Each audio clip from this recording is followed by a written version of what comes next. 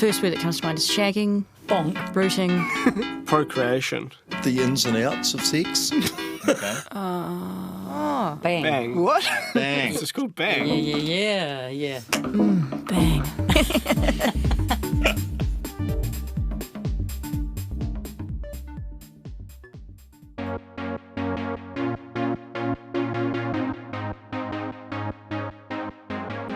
Kia ora koutou katoa, I'm Melody Thomas, and this is episode 4 of season 3 of Bang, which means we're officially past the halfway point in the season. Next week, we're going to share the live episode that we just recorded at Bats Theatre as part of the Wellington Fringe Festival, and after that, there's only 2 episodes left. One's going to be exploring kink, maybe a little fetish, not sure. I'm still looking for kinky people to talk to for that one, so get in touch if that's you. And then the final episode of the season takes a closer look at a thing called sex positivity. But right now, we're going to learn about something that's come up a little in previous episodes: ethical non-monogamy. The non-monogamy part of that might be self-explanatory, but in case it's not something you've spent much time thinking about, we're talking about relationships where sexual or romantic exclusivity isn't part of the deal. People are free to pursue multiple and simultaneous relationships, and it's not cheating because everyone involved is enthusiastically on board with the arrangement. That's the ethical part. Now, these types of relationships have been around for a while, but there's no question they've officially hit the mainstream. In the United States, it's estimated that about 4 to 5% of people practice polyamory. We're going to explain more about what that is later. And 20% have attempted some sort of ethical non-monogamy in their lives. Here in New Zealand, it's kind of hard to tell where the numbers are at, but the closed New Zealand Polyamory Facebook group has more than 1,000 members. The Kiwi Swingers website claims to have more than 100,000 New Zealand members, and numerous workshops and talks about how to open up your relationship are popping up and selling out around the country. In this episode, we're going to hear from a bunch of people about the different ways that they're doing ethical non-monogamy. Some of them have just started out on this path and others have been treading it for years. But because there are so many different ways to do it, we're not going to be able to cover them all. What you're going to hear are just some snapshots of some of the ways it's being done. As always, there's sensitive subject matter, so be careful where and with whom you listen, and there's also some swear words in this one. Let's get into it. The word polyamory comes from 2 other words: poly, which is Greek for many or several, and amor, the Latin for love. Many love, many loves. Basically, it's the practice of or the desire for intimate relationships with more than one partner where everybody is consenting. Some polyamorous people adopt hierarchies to organise their love lives and reinforce boundaries. They'll have primary partners and secondary partners, but others don't like those terms and organise it in other ways. Now, if things get confusing along the way, we're going to jump in and explain, but for the most part, we'll leave it up to the people who are practicing it. Like our first guest, who others in the community might describe fondly as a baby poly, or someone who's pretty new to polyamory. My name's Rosie Morrison. I'm 27. I'm originally from Timaru, and I'm currently studying to be a paramedic.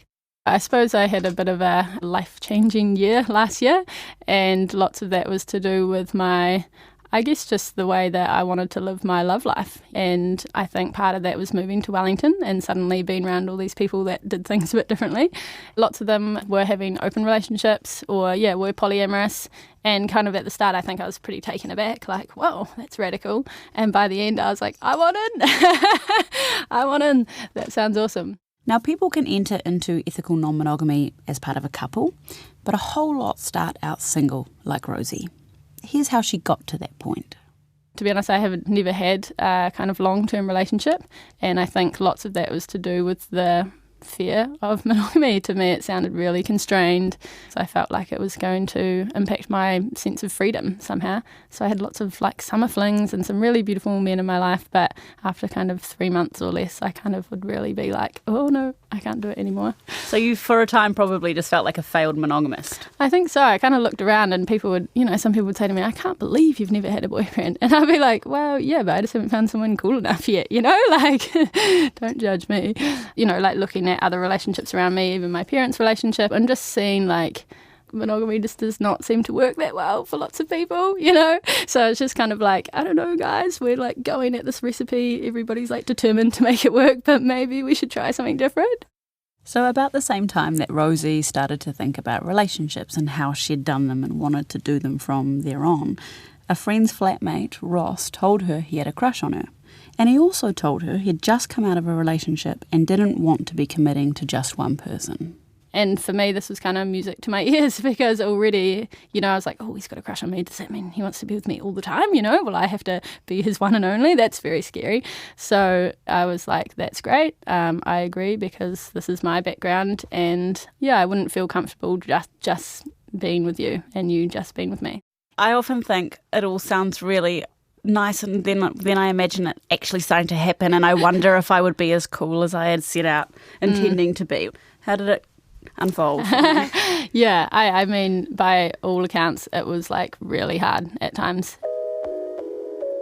And I think that's like really important to say. I can imagine it sounds like this fairy tale land when everyone's just sleeping together and getting along fine and it's a big happy, relationship wheel.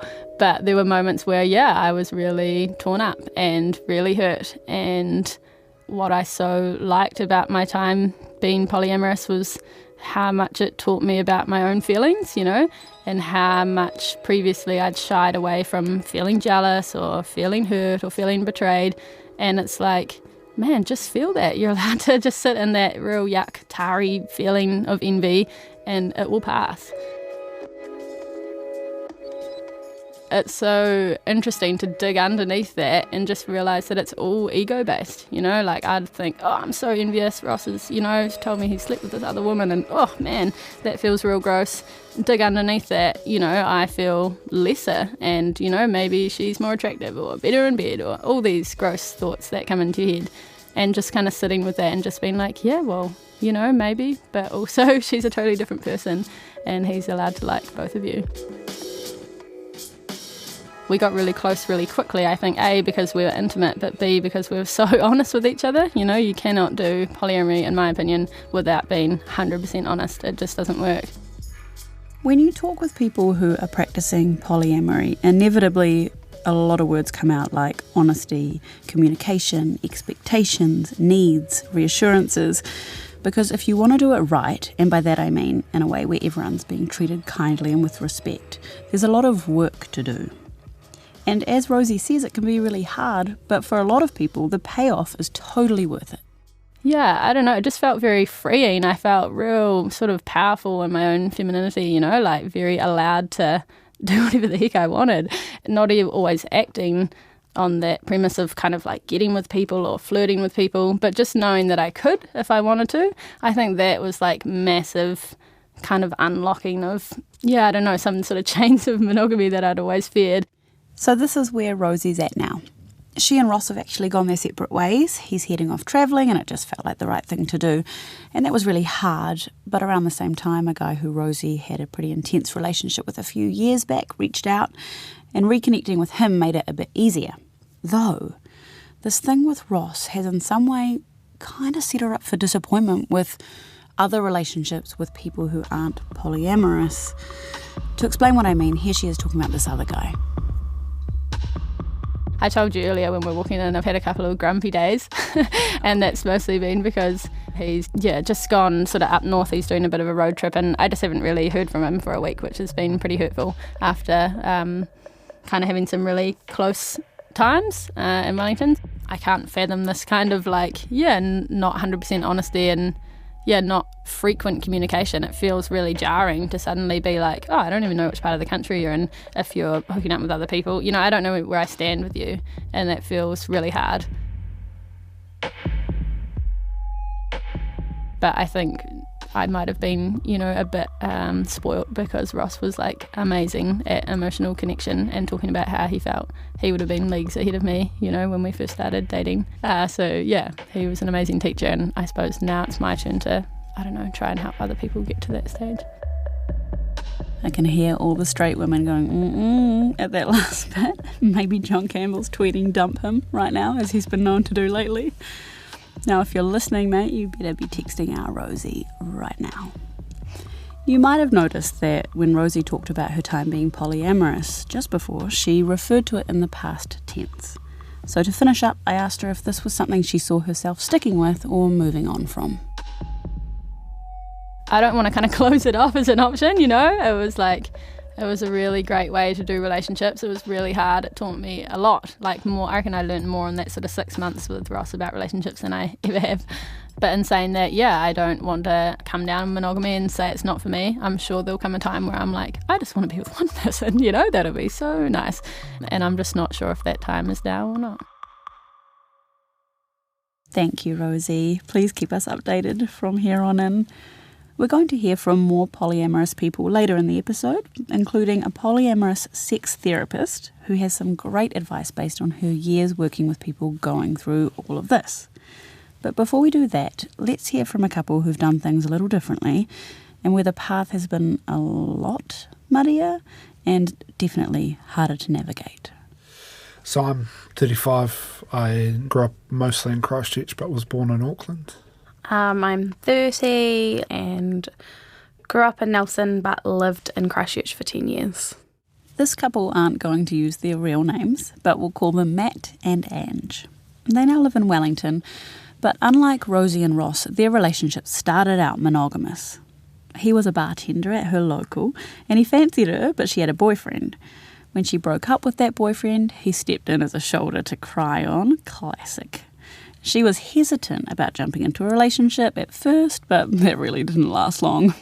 I just wasn't ready for anything, to be honest. And then a couple of weeks later, you were pretty much living with me. And then 2 months later, we were engaged and then married 2 years later. So it was like, no, and then it was all on. It just happened, yeah, really fast. Was it that feeling of this just works? Yeah, so I had planned to move to Australia. So I was over there for 6 weeks and we became Facebook official whilst I was in Australia. And so I just got to the point where I just had to come home because the only thing that I wanted at that point was her. At that point. At that point was her. We're going to come back to the at that point a bit soon.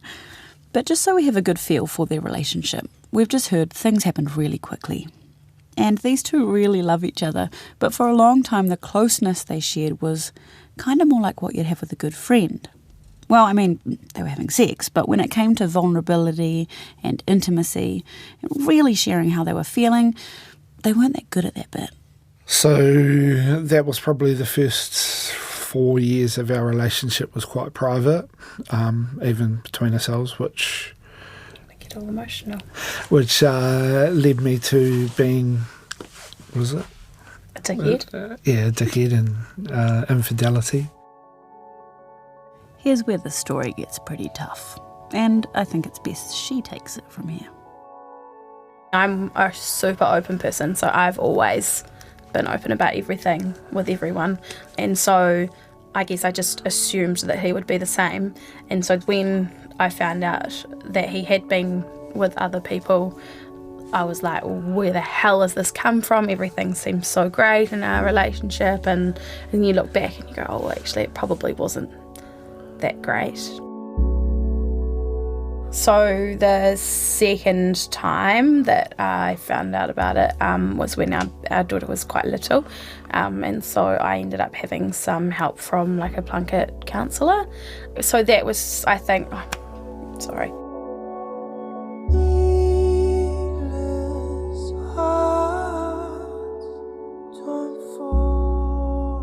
And yeah, so, and I had some great friends that helped me through it as well. Yeah.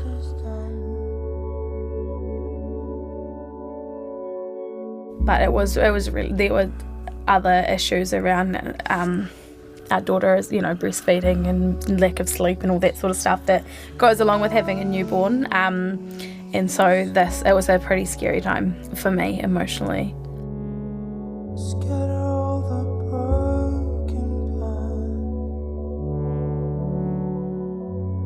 It was hard to get back from because at that point emotionally I probably checked out of the relationship. You definitely have. And so it took a lot for both parties to build back from that. Not saying that mine was as big as hers, because it definitely wasn't, but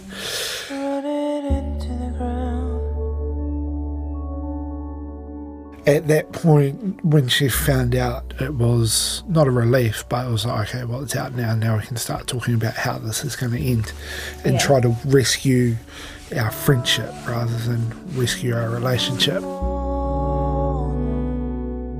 So I told his whole family because I was angry, and a family member sat him down and basically said, you're going to lose your wife, you're going to lose your daughter. And then that's when we just knew, like, this is what I need. This is why I went outside of our relationship to get what I want. And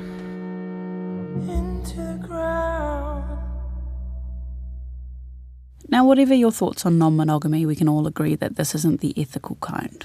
It's obviously a huge breach of trust, and that can be incredibly hard to come back from. A lot of relationships don't come back from it. But while there was definitely one person who was largely responsible for lobbing this grenade into the relationship, and that was him, and he would admit that before anyone else, infidelity is complicated. Now, before we hear from Ange again, no one's saying that what she's about to tell you justifies what Matt did. It's just another piece of the puzzle. I guess an important thing to note here is that I hadn't really enjoyed sex at all. Like, I've never really enjoyed it, and so it wasn't something that I needed as much as you, and so that obviously was an issue. I remember talking to my mum when I was a teenager and saying, Mum, I don't really like sex, and she kind of told me not to talk to her about it. And so from then on, like, you don't want to talk to your partner about it because you don't want to make a big deal out of it, and you sort of, I think as women as well, sort of always made to feel like your job is to satisfy a man, and it doesn't really matter if you enjoy it or not. It wasn't until I was with him that he actually started saying, no, well, this is for you as well, and actually made me realise that I was allowed to enjoy it. We were having quite frequent sex, which was what I thought he wanted, was just more sex, whereas it wasn't necessarily that. It was having that deeper connection and trying new things. I think that for me, like I'd said, I've always sort of just, because I don't enjoy it, I haven't really been open to trying new things, new positions, new anything. And so I think for me, it sort of made me realise that it wasn't just about ticking the box and having sex every day or as many times a week or whatever. It was more about seeing what each of us were actually into. And it's something I'd never given any thought to, like what I might actually enjoy. But I feel like it was just me asking you what you needed and being open. And I just remember saying, just any time that you're thinking about not being with me, tell me why and what can I do to help. I think what I was looking for outside of the relationship was someone that was exploring themselves, their sexuality, and could say, this is what I want and need. And then came home and found it. Yeah. I just didn't ask the right person. And here's where it all comes back to communication. The whole time they'd been together, he had been unable to say that he wanted sex to be good for both of them. He really wanted to connect in that way.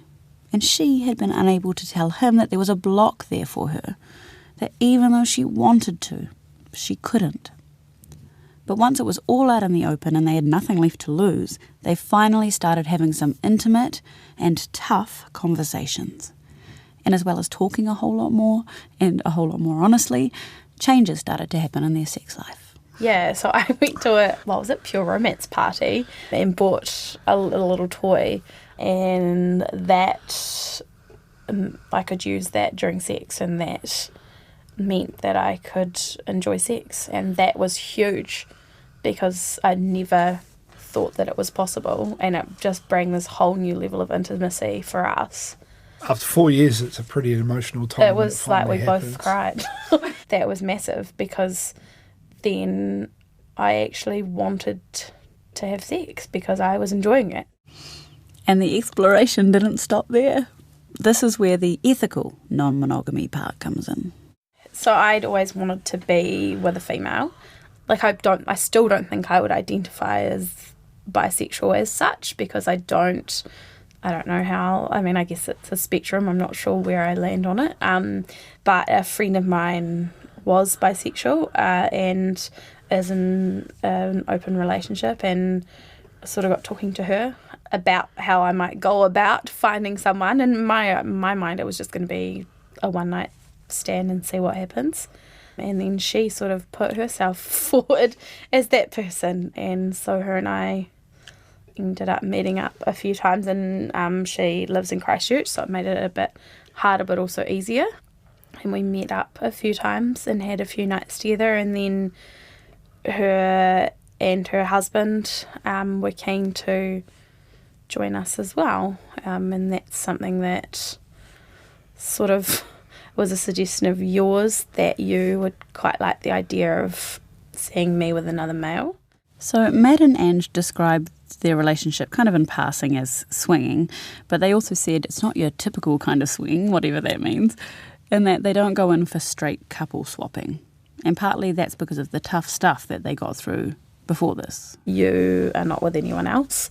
No. And that's I'm my a happy rules. bystander. Yeah, that's sort of my rules. Far rather know what you're into and I'll go along for the ride than say this is what I want. So But you get off on it. Yeah, I was going to say this, and that happened to me. Yeah. Yeah. Yes. Yeah. We're not quite finished with Matt and Ange yet, but because things have gotten a bit complicated, it feels like a good time to bring in an expert. Okay, so hi, I'm Dee Morgan. I run a small counselling business called QPK Counselling, which stands for Queer, Polyamorous and Kinky. I'd emailed you at QPK, but I hadn't put that together myself. Now you've learned something. I think I'm about to learn a whole lot. So this is Dee, that's spelled D-E-E, and she is queer, poly and kinky herself. Here's what the poly part looks like for her. I tend to call it consensual non-monogamy. I find it a better term than ethical because ethics are subjective.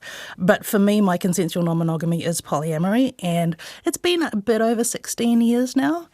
A whole lot of my life changed all at once, and a friend introduced me to the concept of polyamory, and I'm like, this exists? And it was fantastic. I've never looked back. When it comes to the counselling work, she got into that partly because of what she went through as a queer, poly, kinky person seeking support. I had immense difficulty finding someone as a counsellor for myself who I didn't need to heavily educate or check that they weren't going to judge me as I went. I talked with Dee for about an hour about her personal history with polyamory, as well as her years spent counselling others. And so I'm going to bring her in and out throughout this episode to provide context and expertise where we need it. But she hasn't heard the interviews that you're hearing now, so her advice is general and not speaking directly to people like Matt and Ange. At the very start of our chat, I asked Dee about some of the most common issues faced by those starting out in consensual non-monogamy. Trying to go too far too fast. You got to learn to crawl before you can walk and then run. And most of us make this mistake. This made me think of Matt and Ange, and the reason that Ange's relationship with this other woman came to an end. Here she is talking about that. Lack of communication was what ended that. And that's because she had a very different idea of what our relationship was. So for me, my husband is my primary, and I know it sounds bad, but what he says was more important than what she said. And for her, I was a primary alongside her husband, and so but again, like that, we just didn't communicate it properly, and things got quite messy. According to Dee, this kind of mistake is pretty common. We try to do too much. We think it's going to be fine. We think we've communicated enough, and nope, there's a great big blind spot and stuff we've missed, and inadvertently hurting partners. But eventually, you learn from every mistake. Hopefully you're able to repair and strengthen those relationships if damage has been caused, and you become a better person to partner with. Let's just say that there's a couple listening who are monogamous at this point, but they have talked about the potential for opening up their relationship. Is there anything that you would add to that in terms of exploring but also ensuring that everyone feels safe doing so? This can be a really hard one because when you're changing one of the base dynamics of your relationship, it often doesn't feel safe at all. It feels incredibly scary. You're going, my partner wants to explore with other people. Does that mean they're going to leave me? Are they going to fall in love with someone else and leave? And it can take quite a lot of time for the headspace to shift and go, oh, No, this means they can fall in love with someone and choose to stay. Ultimately, everyone chooses every day, if they're in a relationship, to stay in that relationship. But we don't tend to think about that on a daily basis when that's the only partner. When you're polyamorous, I think there's an increased awareness that, yeah, my partners are with me because they choose to be with me. Oh, it sounds scary. It's immensely freeing. It's like, oh, they actually like me. But what if they don't?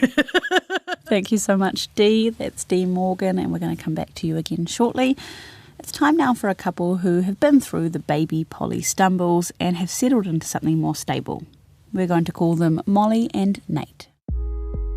I was born in Wellington and then moved to the Wairarapa until I was about 18, then moved back down because when you're in the Wairarapa, and it's not really anything to do once you hit 18. I was born down in Timaru. I spent about 5 years down in the South Island and then arrived in Wellington. Have been here ever since. Consider it home. Second person from Timaru, that's interesting. For Nate and Molly, ethical or consensual non-monogamy has been part of the conversation from the very beginning. I mean, I kind of fell for him the first moment I met him, yeah.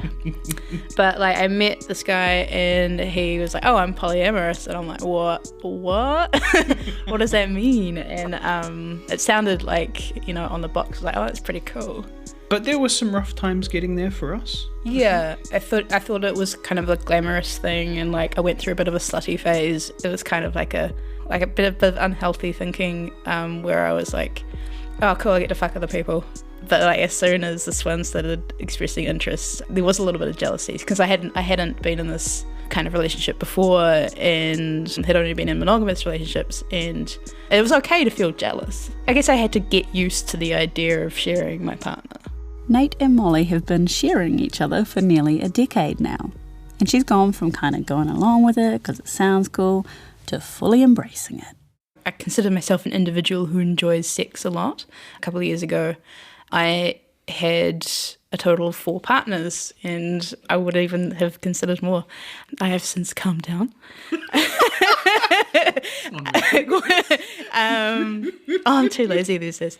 I guess it was handy having multiple partners so I could go out and get those needs met, because I feel that if you have a partner who I guess can't keep up with you or what you're going through at the time, and then you have these outlets, it's perfectly healthy as long as you talk about it.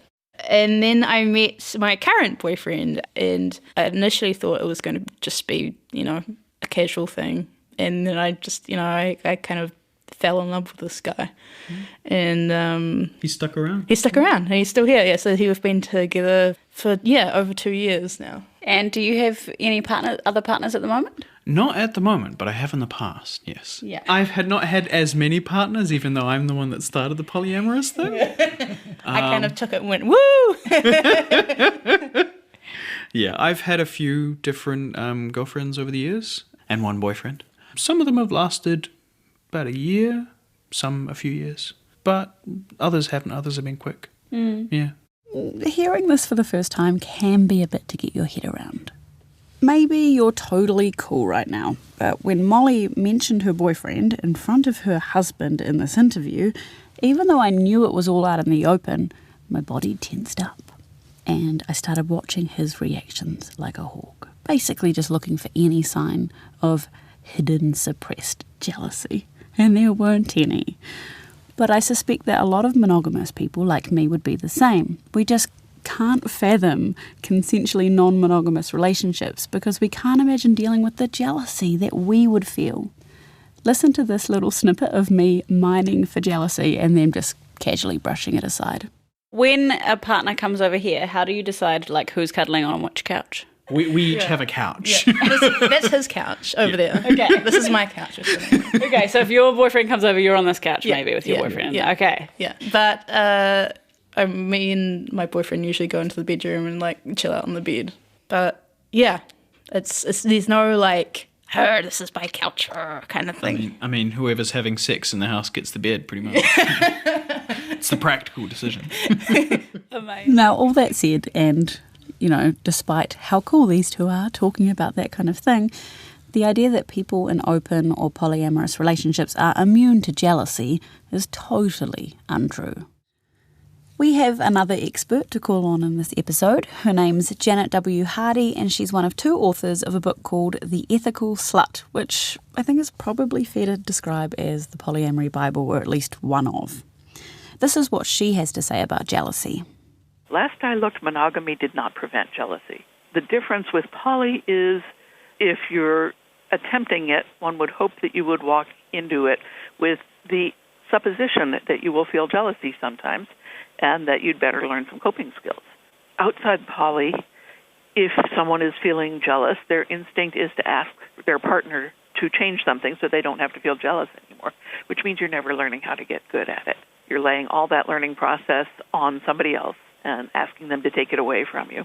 So even if you're not poly, looking at ways to take responsibility for your own self-care rather than asking other people to change their behavior so you don't have to feel bad. That's an important skill. The first time you have a jealousy storm, it will be a monsoon. It will be a hurricane. It will be really hard, and you'll survive it, and the next one will be a little easier, and the next one after that will be a little easier because you're learning. And it definitely sounds like this is the case for Molly and Nate. We're going to go back to them one last time for a bit about where to from here. I don't know. I feel like I've finished a tertiary qualification. I'm looking for another job, and we're kind of thinking more about houses and mortgages and pets and settling down stuff. I think I'm fine with my husband and my boyfriend, and I mean, who knows? Maybe 30s are the new 20s, 40s are the new 20s. Like, I might have a resurgence in the future. We have met a bunch of older polyamorous people. I don't think there's an age limit just because you're young and spry. Yeah. And I guess, you 2 are married, so can I take from that no matter what happens, you want to be together at the end of it? That's the plan. Yeah, definitely. Yeah. I married this one for a reason, and I would like to stay that way. I'm really happy as long as I have this one at the end. Thank you, you 2. And the plus ones that are involved too. We're going to go back to Dee Morgan now. She's our queer, poly, kinky sex therapist. Because at this point there's a few things occurring to me and maybe to you as well. The first one is about free love and the movement that happened in the 60s. Because while I'm sure there were some healthy non-monogamous relationships formed then, from what I've heard, communication was often lacking. Power dynamics were sometimes skewed in favour of men, and some people went along with things that they actually weren't too comfortable with. I wanted to know how Dee sees these 2 movements as different. I suspect that the big difference between now and then is, particularly around consensual non-monogamy and around kink, is you have these open discussions around consent and that exploration into, is this a power dynamic that we've not actually consented to or that we want to change up, or is this the thing that we want to be doing? And that doesn't mean that there can't be abusive relationships within consensual non-monogamy or within kink. And it's important, I think, to be aware that just because you say you're polyamorous doesn't mean you can't cheat, doesn't mean you can't be abusive. Those things can still happen. But there's space there to explore, to go, is this going the way I want it to be? Is this something I have consented to? Is this something I'm comfortable with? And the thing a lot of folks find when they join polyamorous communities is there's a whole lot more women here. And mostly it tends to be the women who are finding or going out and falling in love with and having more relationships. Yeah. Sometimes a couple will open up and the guy expects that he'll be the one getting, excuse the phrase, all the tail, and then suddenly their female partner is the one going out, look, I found someone, I'm having a great time, oh, I found someone else. And that can be really disconcerting. This sounds exactly like what Molly and Nate just described. And maybe Nate once found it disconcerting, but he actually seems pretty cool with it now. I think at this point we've made peace with it, but there's definitely that feeling of loneliness that can come from when one person has another partner and the other doesn't. And I think it's time management and that meeting of needs and the discussion, the open discussion of, I felt lonely while you were out on your date. Can we have a cuddle? Sort of thing. And that's all it takes, at least for us. So another thing that you might be wondering, especially having heard a couple who's doing this so well, is whether this kind of relationship could work for you. I asked Dee if she thought that ethical, non-monogamous, consensually non-monogamous relationships are better suited to some people, or if anyone could do it if they put their minds to it. No, I think monogamy is perfect for some people, and I think polyamory or consensual non-monogamy is perfect for other people. The thing I get vaguely grumpy about is people assuming that monogamy is the way to go because it's what society teaches us. I'm very happy for people to be monogamous if they've actually put some time in and considered it and gone, yeah, no, actually this works best for me. And if people haven't done that, I encourage them to do that. Putting some time into why you do the things you do, whether it is your relationship style or the communities you choose to be part of or the sports you do, are you doing it because you want to or because society says you need to? Now that point actually leads really well into our last couple for this episode. We are going to hear from one more person on their own, by the way, but this is our last primary couple. Ash and Jack are 29 and 35. They've been together for a couple of years. They're gay, which, at least until recently, has meant they've actually been exempt from some of the expectations around monogamy that others feel so heavily. So from the very beginning, being open was kind of just as much of an option as not. I don't even really remember a specific conversation where we were like, this is the rules. No, I don't either. I remember a conversation where I said I would change my Grindr profile to committed, and then you didn't say the same. And I was a little hurt. I mean, one thing from talking to people in different open relationship structures is that communication is a huge part of what makes it work. Did you negotiate it in other ways, or was it just kind of learning and then being like, oh, that didn't work? Yeah, I think we're constantly negotiating it because we're constantly finding the things that we're okay with and the things that we're not. And so some situations make one of us feel uncomfortable and then we'll talk about it. I think the advantage of being in a community where historically your type of relationship has been marginalised and it was always considered wrong is that you realise that the normal kind of relationship doesn't have to be the only kind of relationship. Jack and Ash weren't actually sure about how to define their relationship. As they said just before, it isn't a static thing, but I guess you could probably summarise it as open, and that the relationships they seek outside of their own are about sex, not love. Yeah, for me it's really important to know that we're the people in a relationship and we're the most important people to each other, and that he can completely trust that he's the most important person to me and I can trust the same. And the things that I've found the hardest to deal with in terms of things that he's done with other people is where it seems like more of a social kind of connection is being formed. I'm quite fine with the idea of kind of anonymous sex. We never even know their name and that kind of thing. It's the prospect of him hanging out with someone, going to a movie together or something. I'm like, whoa, what the hell? Yeah. The sex, is fun, but the discussions, all of the stuff that comes around the arrangement that we have is probably the thing that I like the most. Even though it's really hard and uncomfortable, I feel like it makes me grow up every time we do it, and I get to know you better. And I guess I feel like for most of my life I've dated people and kind of just wanted to be the center of their universe and just be like, you love me and you don't even see anybody else, I'm a superstar.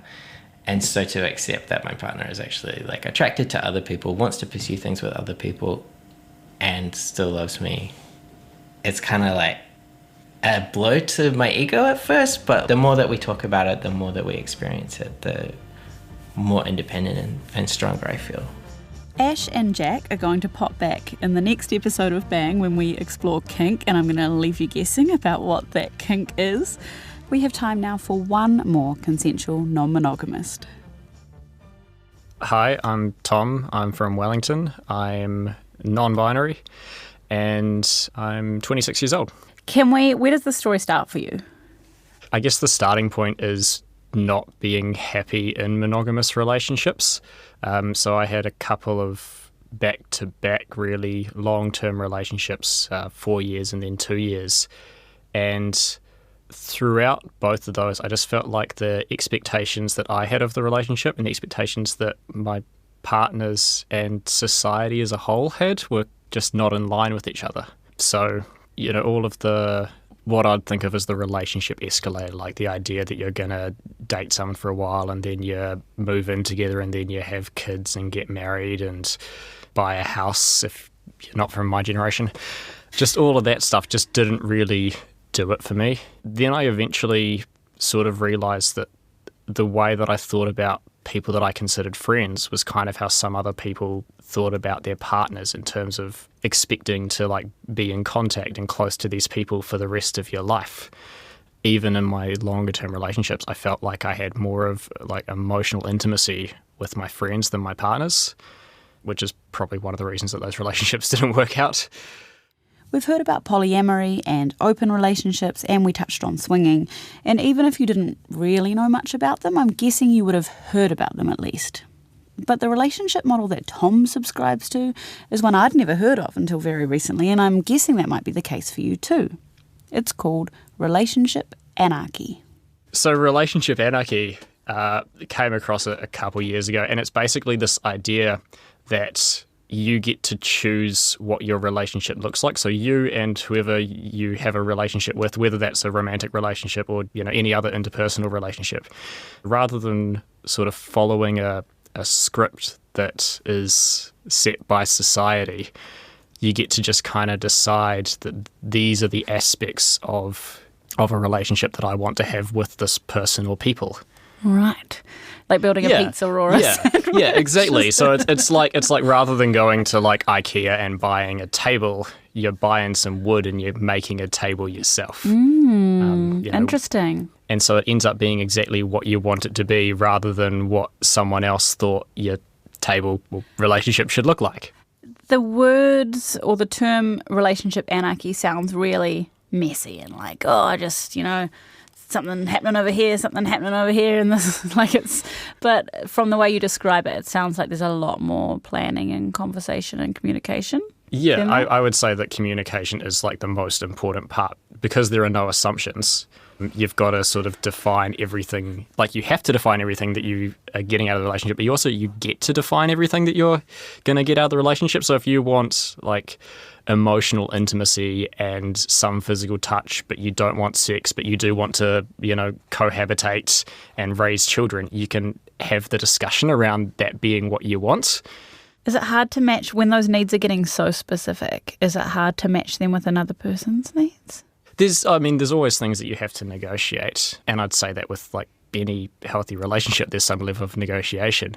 But also, because I guess to me a pillar of relationship anarchy is that there's no restrictions on your relationships with other people as well. There's no expectation that one person is going to meet all of your needs, which again I think is really healthy, whether you're in a non-monogamous situation or whether you're in a monogamous situation, but those other things come from your friends and family. It's about this point that I would usually ask somebody to describe the relationships they're in, but it's a bit tricky for Tom because the lines are a little bit more blurred. Basically, he has two people in his life who other people would consider partners. They live in different cities, but they're super close emotionally, and there's also a bit of physical intimacy and occasional sex. It looks like what other people I think would consider close friendship, just with the possibility of making it like hooking up occasionally. And for Tom, jealousy doesn't really come into the picture. I would say I feel compersion more than jealousy. I don't even know what that means. So compersion, it's like the opposite of jealousy. It's like when something good happens for someone else and you feel good for them rather than envious. So it's like... Why do we not know feeling. That word? It's a great word. Jealousy we all know so well, but the opposite, we don't even know the word. Yeah, it's a great feeling.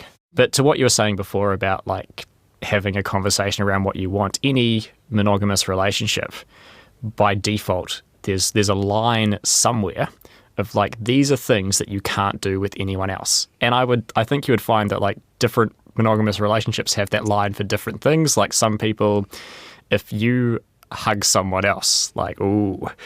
Some people, might have a don't ask, don't tell policy. Some people, feelings are totally fine, but no sex. So I think that you would ask two people within a monogamous relationship and find that those lines are different for those two people because they've never talked about it and decided where that is. Yeah, especially coming from my point of view, where like the line between friends and partners is kind of like blurred in how you define it. To have monogamy as this thing where you've got this like absolute line that if you cross that line, you're cheating. But to not have anyone know where that line is and for it to be in a different place for everyone, that just doesn't seem to make sense. So this feels like a good place to start wrapping up from. In the last episode, we started with monogamy and moved towards ethical non-monogamy, and now we're coming around full circle to ask what those in monogamous relationships might be able to learn from people like Tom and the others that we've heard from today. Talk to your partner. Yeah, it's like a trope in TV shows about like defining the relationship, but that's not just like, oh, hey, are we a thing? That's what do we both want out of this thing?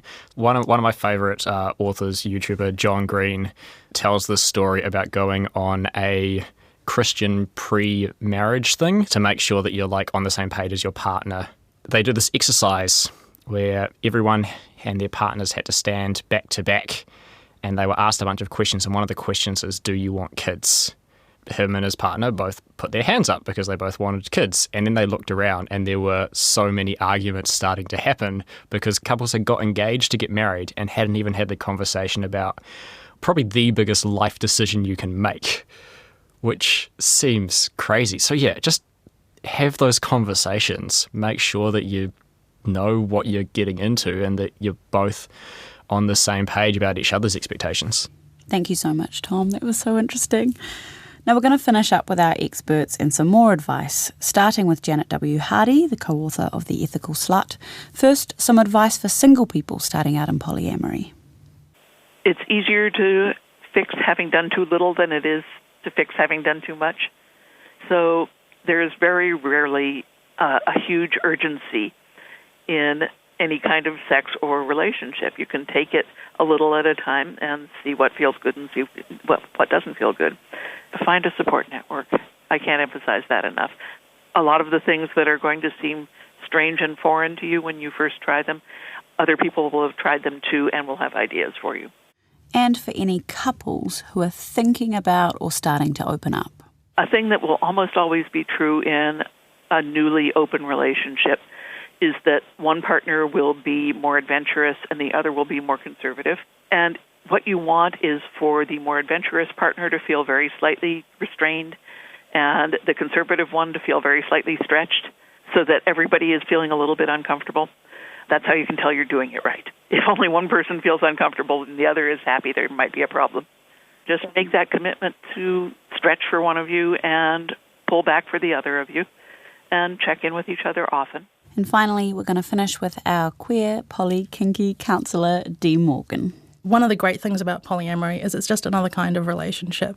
Maybe it's the difference between listening to a piece of music on a flute and listening to a piece of music with an orchestra. Still the same music, just a bit more complexity.